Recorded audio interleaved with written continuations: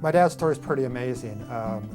When the war hit, he was actually visiting with a friend, called home one day, and his mom said, "The Nazis have just taken away your father and your brother. Don't come home." And that was the last he heard from his mother, his father, or his brother. And then the 10 years that followed that were just an amazing set of miracles where he just managed to survive. He hid on a train and got into Czechoslovakia. He nearly escaped the Nazis into Poland. He was thrown in jail in Poland, rescued by a mayor, sent him to England. In England, he then was shipped on a boat to Australia with the rest of the German refugees because they were concerned they might be spies. From Australia, he spent a couple of years in a refugee camp, and from there went to Shanghai, China. And then in Shanghai, China, the Japanese occupied, he moved into the Hankyu ghetto with all the rest of the Jews, and that's where he basically lived for the next 8 years before he came to America.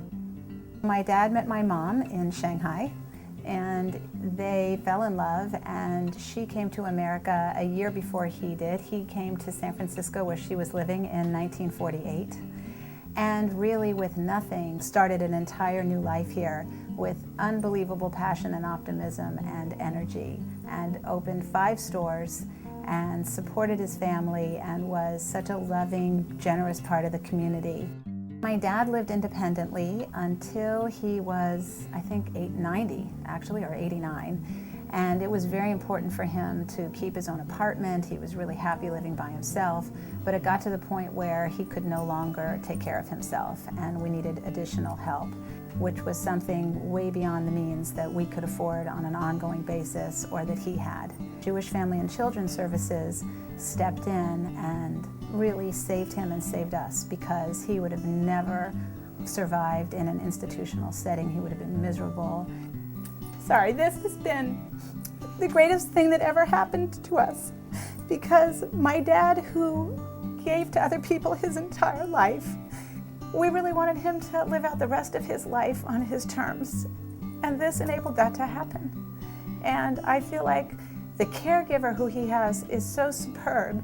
She has saved his life so many times. We've gotten 3-4 more years with him than we ever dreamed of, and my kids know him now. He's lived long enough that they know their grandfather, and they've been able to, they'll have these memories forever, which would never have happened if JFCS wouldn't have come in and helped him stay alive, basically.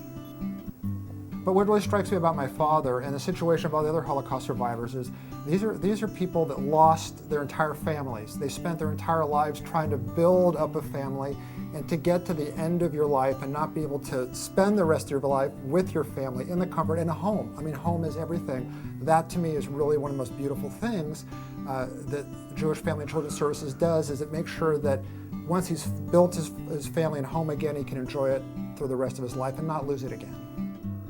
Jewish Family Service is a miracle.